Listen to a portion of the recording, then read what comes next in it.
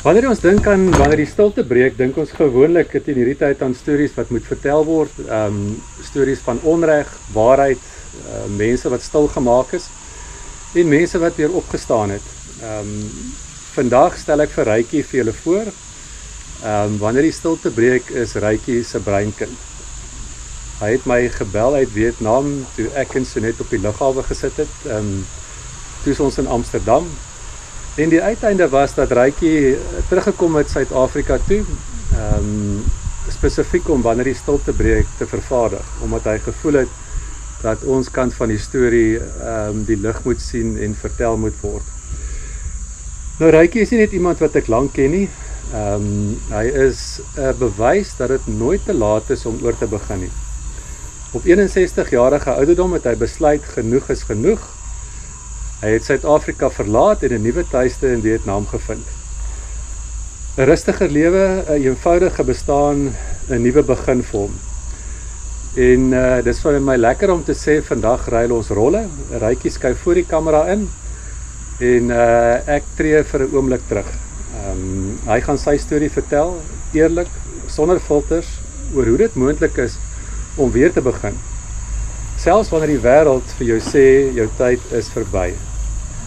So dit is my baie lekker hierso om vir julle aan hom voor te stel, en hierdie is nie 'n reisprogram nie, alhoewel julle dit verskriklik gaan geniet, waar hy oralste rondgekarjakker het in Vietnam en in Thailand. Dis 'n reis oor moed, oor keuses, oor vryheid, oor wat gebeur wanneer jy ophou om bang te wees vir wat as. En ek beloof jou, jy gaan dit geniet. So dis my baie lekker om hier by my te hê, en welkom by Rykie se reis. Dankie Wynand, ja, dit is voorreg om ook 'n vriend soos jy te hê. Ek het gedink soos ons almal, ons het nog tyd. Maar ons het nie regtig tyd nie. Jy weet, ek het vir 30 jaar myself afgesloof in die motorbedryf, targets gejaag, die verantwoordelikhede, die budgets, etcetera, etcetera. En ek het die pinnacle bereik, ek dink in my veld, waar ek in die Motus groep, in die 24 finansiële jaar, die topverkoper volume gewys was in die groep van Motus. Het was vir my 'n groot,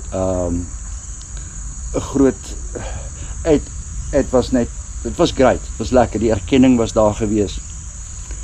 En toe kry ek kanker. En alles het stil gaan staan.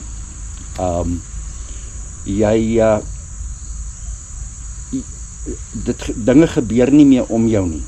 Jy sit met 'n sielewroeging. Jy sit met, is ek reg, is ek nie reg nie. Met die genade van die Here het ek kanker oorleef. 12 jaar diabetes, 61. Rook omtrent soveel sigarette 'n dag soos ek oud is. En julle weet, almal beklei met my daaroor. En my seun toer Suidoos-Asië, en hy het nou al omtrent elke land, ek sal nie sê die wêreld nie, maar Suid-Amerika en Suidoos-Asië. En Steven, my boesembroer, vriend, mentor, hy is my seun, maar hy is my mentor, het aangehou, pa, kom Thailand toe.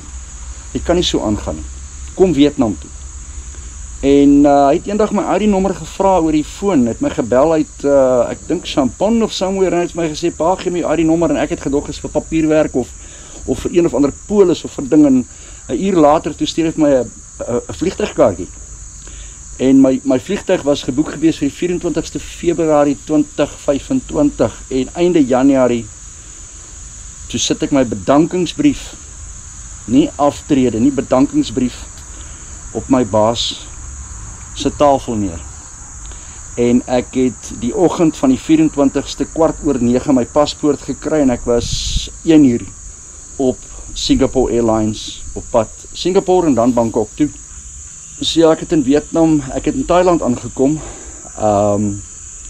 In Bangkok, my seun was op die lughawe. Dit was ongelooflik, dit is warm daar. Dit is bietjie sweterig, maar baie warm. En ek het daar besef, en julle sal dit nou sien deur die reeks, jy het bitter min nodig om gelukkig te wees. As jy nog nooit daar was nie, dan moet jy gaan. Dit moet op jou bucketlist wees. As jou bucket so groot is, dan sit jy dit in daai bucket, los jy res uit. En hierdie gaan vir jou, dit is 'n persoonlike ding, dit gaan oor my toer saam met my seun deur Thailand. Ons is in die plattelandse gedeelte van Thailand gewees en van daar af was ons na my hartslief toe, Vietnam, Hanoi, Saigon, of beter bekend as Ho Chi Minh City, en ons het geëindig eventueel in Vung Tau. En dis waar ek toe eendag net hierdie absolute besieling gekry het, hierdie urge gekry het om vir Wynand en Sonet te bel, want ek het hulle gemis, ek het hulle regtig baie gemis. En ja, nou is ons terug en ek vra julle om hierdie journey saam met my te vat. Dis genuine amazing, geniet hom. En net so by the way, as julle my nie like nie, like hom en share. Alright, jy moet nou kom, die melktertjies en poffertjies is klaar reg hoor. Nathaniel, byt vas. Ek is nou daar, ek is besig met my channel.